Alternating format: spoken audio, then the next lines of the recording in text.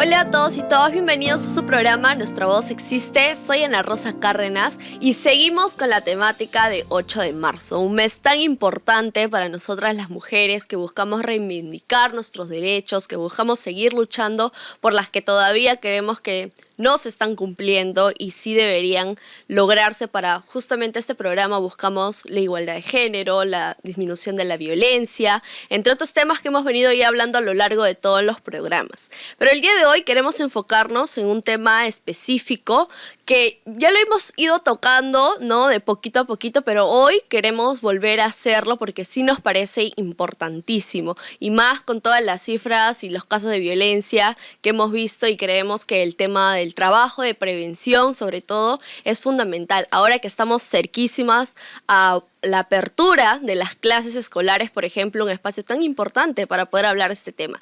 ¿Y de qué estoy hablando? Vamos a hablar el día de hoy con dos grandes mujeres que ya les voy a estar presentando acerca de nuestros derechos sexuales y derechos reproductivos, que, ojo, también son parte de nuestros derechos fundamentales, de nuestros derechos humanos.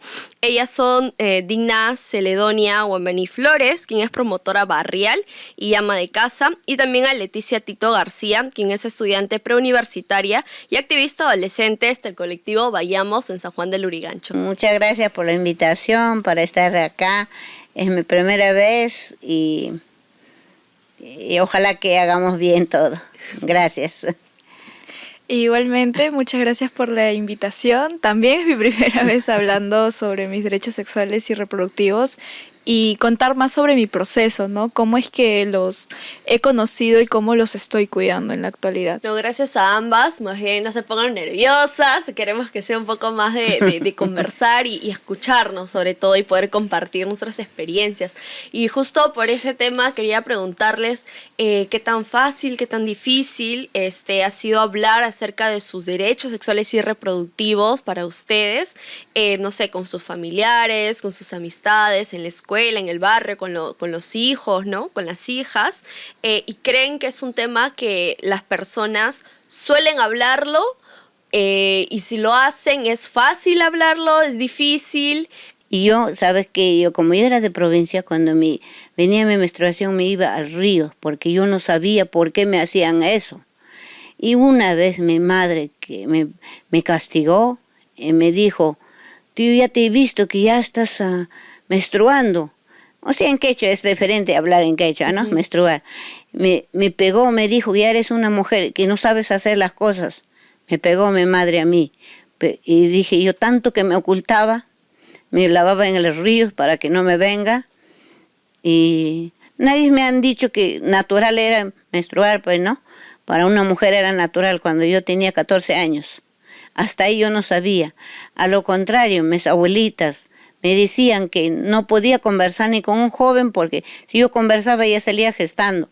Y a veces me decía, hola, así en el campo. Y yo tenía miedo que a conversar, que ya voy a salir gestando por conversar. Mi vida de mío, como era de provincia, ha sido bien fatal. Yo me vine acá en Lima, una prima recién, cuando tenía 16 años, me dijo: es normal que tienes que menstruar. Y ya recién yo aprendí esas cosas. No es como ahora que es fácil en el colegio, te orientan que de qué edad te vas, ya todo sabe. En provincia era una cosa que no podías hablar de sexo, nadie te decían. A lo contrario, me asustaba, que yo lloraba, que cuando se conversaba con un hombre, que ya con un joven así, ya estaba gestando. Nunca mi abuelita me asustaba, me decía, no, y no es igual que ahora. Pero ahora ya es fácil, y ahora ya cuando yo crecí, yo tengo hermanas mejores ya, yo le decía, es normal, no vas a tener miedo.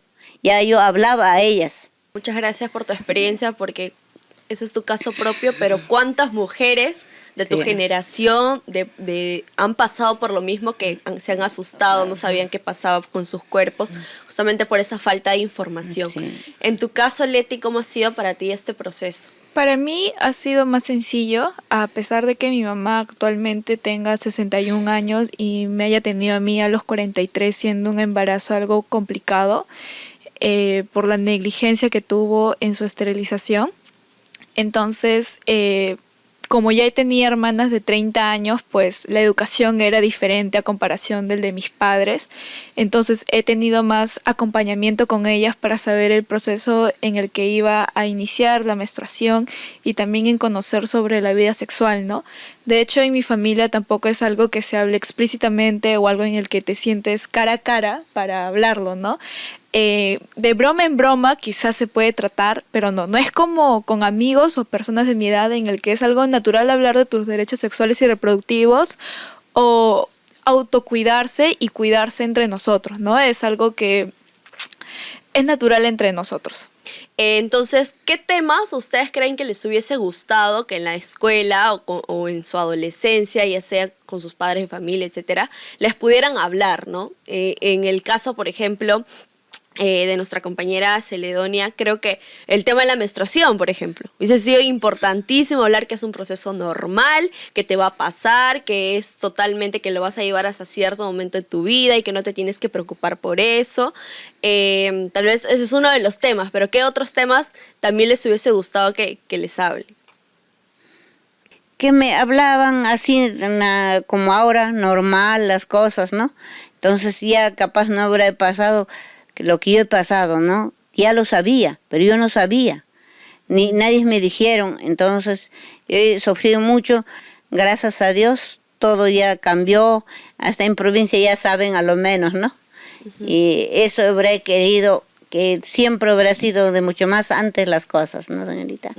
En mi caso me hubiera gustado que hablen más sobre los efectos de los anticonceptivos y todos los anticonceptivos que se brindan en los diferentes establecimientos de salud del Estado, porque yo recuerdo que solamente en las escuelas, cuando inicié primero de secundaria, venían señoritas de las postas a explicarnos, pero solo hablaban del preservativo.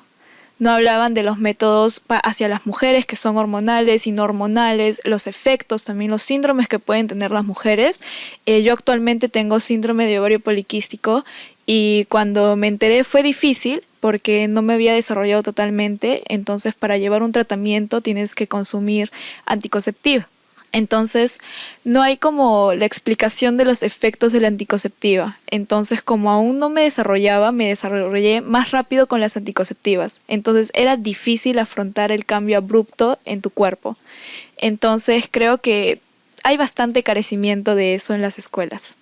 Y la información que te brindaron, como mencionas, los centros de salud cuando van a la escuela o personas que van a hacer campañas siempre te hablan del condón, ¿no? Del preservativo, porque te protege, además de un embarazo, de una infección de transmisión sexual.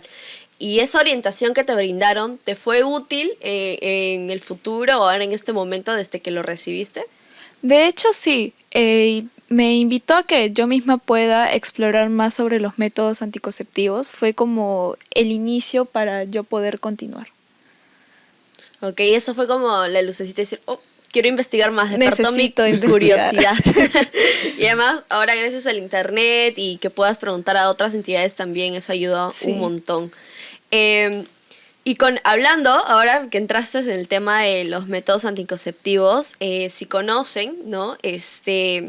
¿Qué métodos justamente buscan prevenir una infección de transmisión sexual, un embarazo? Más sobre, creo que ahora el tema de los adolescentes, sobre todo, ¿no? Porque a veces las personas ya más adultas ya lo van planificando, etcétera. Pero tenemos un gran porcentaje en San Juan del Lurigancho, por ejemplo, las tasas de embarazo adolescente es bastante fuerte y todavía a pesar de los años, campañas de prevención no se ha logrado reducir. Entonces, ¿ustedes creen que es importante? ¿Lo conocen? Por mi parte sí, lo conozco, sobre todo en el preservativo, también para prevenir esencialmente las infecciones de transmisión sexual y para los embarazos no deseados. Pude conocer primero las píldoras anticonceptivas, luego pude conocer el implante y también el DIU, que es el que usó mi mamá antes de embarazarse de mí, y también el parche, entre unos más, y es importante diferenciarlos entre hormonal y no hormonal porque puede ser chocante para la mujer que lo consume. Y como lo digo, para mí considero que vayan a las escuelas limita demasiado. porque solamente te hablan del preservativo, cuando no debería ser así.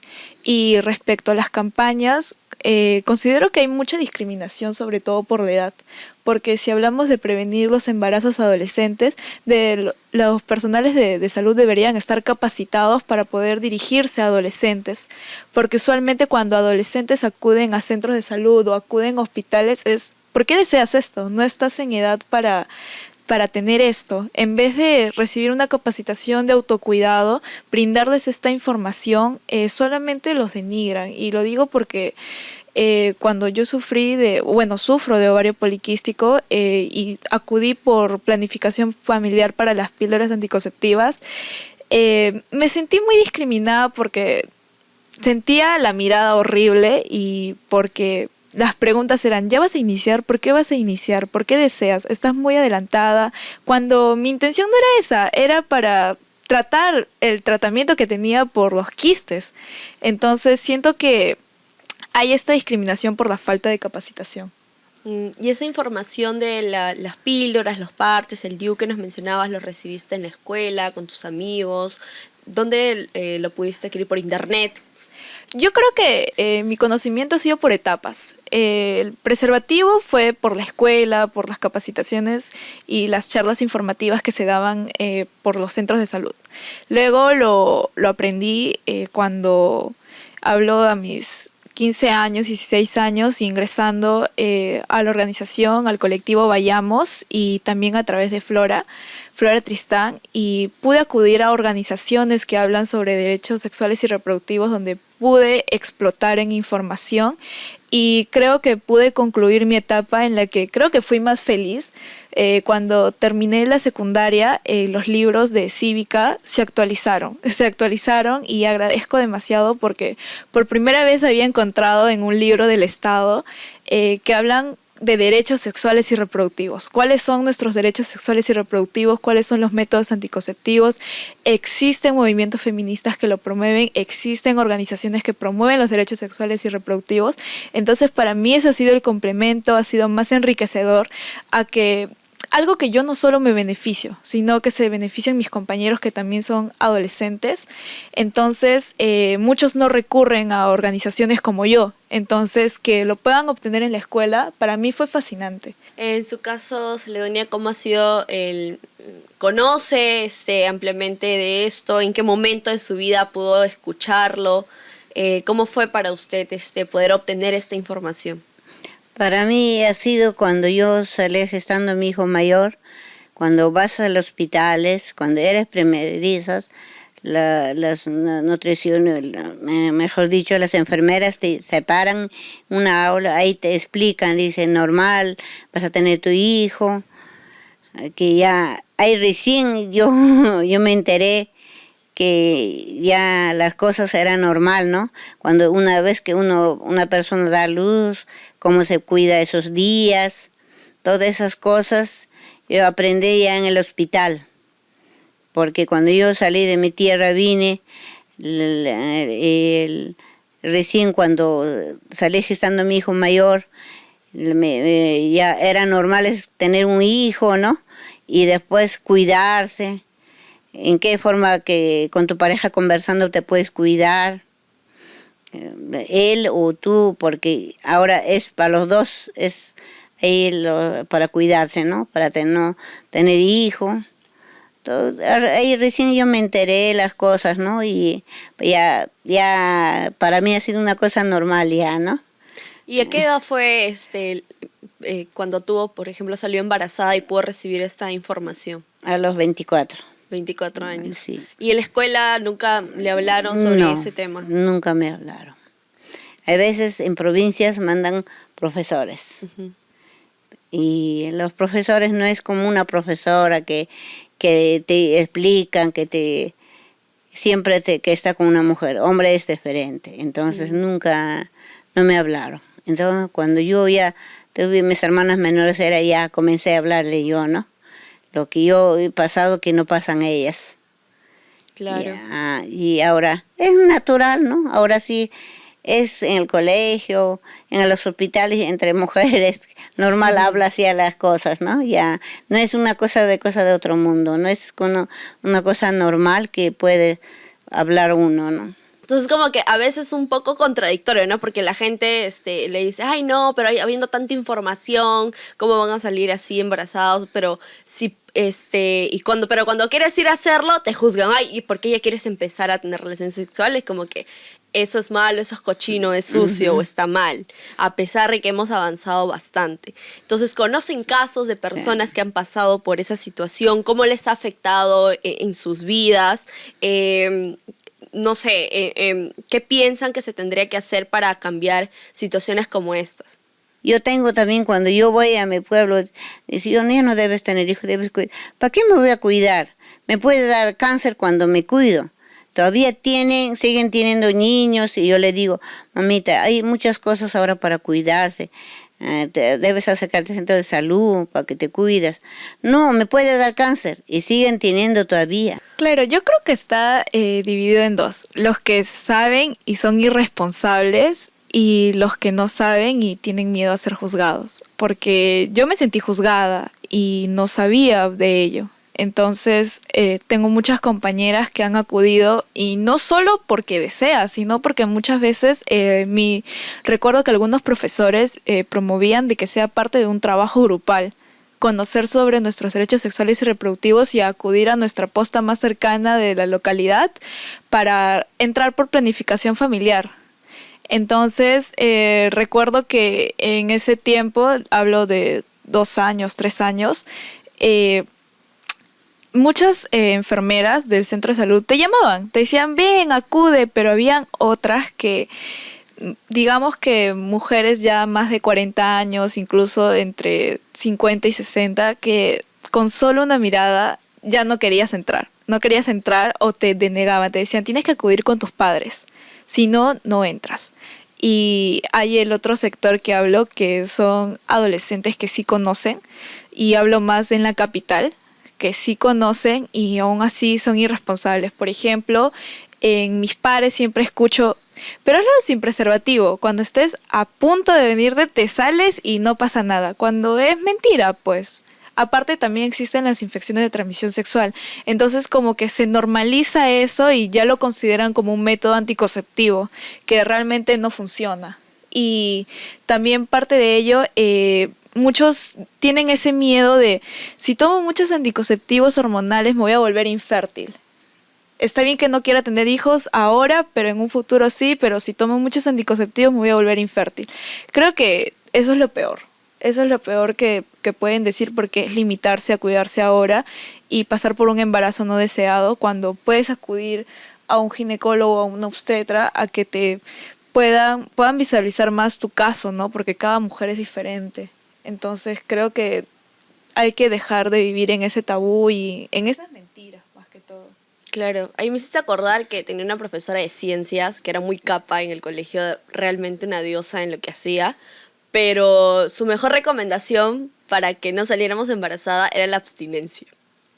O sea, nos decía, a ver chicos, que no sé qué, yo sé que no sé que ustedes están en un momento de fervor hormonal y no sé qué y no sé cuánto, pero en lugar de darnos esta orientación de que existen métodos anticonceptivos, que la ciencia también ha hecho un trabajo para que podamos cuidarnos, y ahora que he visto una noticia que están viendo métodos anticonceptivos para los varones, porque sí, lo que menciona Leticia, los métodos anticonceptivos necesitan como que adecuarse a tu cuerpo, porque hay efectos como tú mencionas. Algunas mujeres, por ejemplo, el tema métodos hormonales no les va para nada bien, tienen mareos, vomitan, o sea, les va fatal.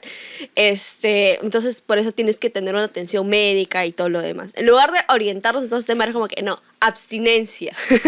No, tipo de edad media, donde les ponían, creo, un cinturón ahí de castidad para que las mujeres, o en países como en algunas comunidades en África que he visto también, que a las mujeres, por ejemplo, le cortan el clítoris para que no sientan nada de placer ni nada, supuestamente para que no salgan embarazadas y no tengan ningún tipo de placer, y las mutilan literalmente de niñas sin nada, así, o sea, es terrorífico, pero llegar a esos límites por falta de información, por no orientarnos, puede suceder en provincia, pero acá también la capital es bastante fuerte la desinformación de personas que tú dices, ala, son súper con conocimiento astral de las cosas, pero te dicen, no, abstinencia. No, es como, todavía ahí hay un gran trabajo que hacer, ¿no? Y el trabajo que hacer, ¿quiénes serían los responsables o quienes nos deberían brindar? ¿Ustedes consideran que el sector público, no sé, pues nuestras autoridades, los ministerios, no sé, el propio sector educación, que es como más cercano en los colegios, universidades, institutos, porque este tema es transversal en todas las generaciones, en todas las edades, y también en las entidades privadas, se debería brindar información relacionada a los derechos sexuales y reproductivos, a la planificación familiar, o piensan que este tema debería tratarlo cada mujer y que cada uno es independiente de conocerlo. Yo creo, bueno, no creo, estoy segura, esencialmente, como yo lo aprendí es principalmente en la escuela, sobre todo en la escuela porque es el primer paso para los niños y adolescentes, porque es aquí donde inicia tu menstruación también, y también los hombres tienen esa inquietud, entonces es para ambos. Y también en el sector salud, y tener la capacitación adecuada, sobre todo, para el personal de salud, para los docentes, y también desde las escuelas hay escuelas de padres. Y en esas escuelas de padres también deben de capacitarse a los padres. Y debe de continuar así, también en el aspecto laboral. En todo lugar debe de hablarse sobre cuáles son nuestros derechos sexuales y reproductivos y a qué derechos tenemos nosotros, acceso a qué servicios. Y también decidir, porque muchos que ya se comprometen, y considero que está muy estigmatizado que apenas te casas tienes que tener un hijo, pero hay parejas que no se casan y hay parejas que sí se casan y deciden no tener hijos y están en su normalidad de poder hacerlo, y muchas veces son juzgados por lo que lo hacen. Entonces considero que se necesita esta capacitación para todos. En tu caso, Macedonia, ¿qué opinas? O sea, ¿estos temas se deberían hablar en el sector público, en el sector privado, o solamente las mujeres, o cada persona ya ve por su cuenta? No, debería ser los dos, porque ahora las cosas es para los dos, ¿no? Siendo hombre y mujer, hay que cuidarnos, la pareja, ¿no? A veces no es traer un hijo fácil, ¿no? Primero pensar en economía que uno tiene, no trabajar, a veces no tenemos un trabajo seguro, un niño no es fácil traer al mundo, ¿no? A veces por eso mismo tantas cosas hay que sufren, los niños a veces están con anemia, que los hombres también hay veces que hay muchas personas que no trabajan los dos, ¿no? Traen al mundo niños, tienen 2, 3 niños, y trabajan, el hombre nomás no alcanza, los niños ya están mal porque no se alimentan bien. Cuando habría orientación, como dice, en el colegio, cuando vas todo, entonces ya uno sabe, ¿no? Hay hombres machistas también a las mujeres que tienen hijos, cuando no quieren tener relación, hasta dice, seguro que estás con otro, por eso ya no quieres estar conmigo, ¿no? Entonces, para que no haya eso, debe haber capacitación en todo, en el colegio, ya, como dicen los padres y madres, siempre comunicándonos, ¿no? Estos derechos, que no solamente en la escuela, porque como mencionaba Leticia, por ejemplo, hay jóvenes, hay personas adultas que ya están casados o están en una relación, que también por la presión, ¿no? Ahí hablamos un poco de la violencia de género también, o tener relaciones no deseadas, porque, ojo, ¿no? Eso es importante. A pesar que tú estés casada o tengas una pareja y no quieres tener relaciones sexuales, nadie te puede obligar, porque eso sería un caso de violencia sexual. Entonces hay varias cosas ahí que podemos seguir conversando, pero que ya nos pone el problema en la mesa y que nos ayuda a reflexionar sobre estos temas. Así que hay que seguir informándonos, no hay que dejarnos engañar, que a veces hemos escuchado cada cosa, lamentablemente, de nuestros políticos, nuestras políticas, cuando hablan de que no, que la sexualidad tiene que ser algo privado, que eso solamente le tengo que hablar yo con mi niño o mi niña. Y como mencionamos, todas las personas tienen derechos, si es una niña, un adolescente, una persona adulta, todos tenemos que tener esta información. Y ahí está el rol del Estado de poder garantizarnos que nuestros derechos se cumplan, porque no es algo que tenemos que pedirle por favor hazlo, es una obligación que estas personas tienen con nosotros, la población. Bueno, muchísimas gracias una vez más, Leticia, Macedonia, por habernos acompañado el día de hoy. No sé si les gustaría decir algo al público que les ha escuchado, les ha estado viendo el día de hoy. Ojalá que para alguito le haya servido, ¿no? Ya nada más. Gracias. Agradecer también por la invitación y espero que haya sido un espacio informativo y un espacio en el que también hayan podido identificarse con las diferentes experiencias en diferentes generaciones, tanto en mis pares como en los pares de mi compañera. Entonces, lo que sí, igual que Ana, es importante el rol del Estado, importante el rol de las familias y las diversas empresas privadas, y de hecho es un trabajo de todos. Muchas gracias. No, muchísimas gracias a ustedes. Bueno, conmigo será hasta una próxima oportunidad. No se olviden de compartir esta entrevista, darle like a las personas que ustedes conocen, que les puede servir, y sobre todo que despierta esa curiosidad de querer seguir conociendo, investigando, porque sí es importante el manejo de la información para poder prevenir, y si en caso tenemos una situación problemática, saber cómo actuar, porque a veces los padres tienen mucho miedo, mucho temor, y eso nos llega a cometer algunos errores que en lugar de acercarnos, en lugar de poder hacer esa fraternidad, nos aleja muchísimo más, y es lo que no queremos, seguir generando más violencia, ¿no? Nada, conmigo será hasta una próxima oportunidad aquí en su programa Nuestra Voz Existe. Adiós, muchas gracias. Gracias.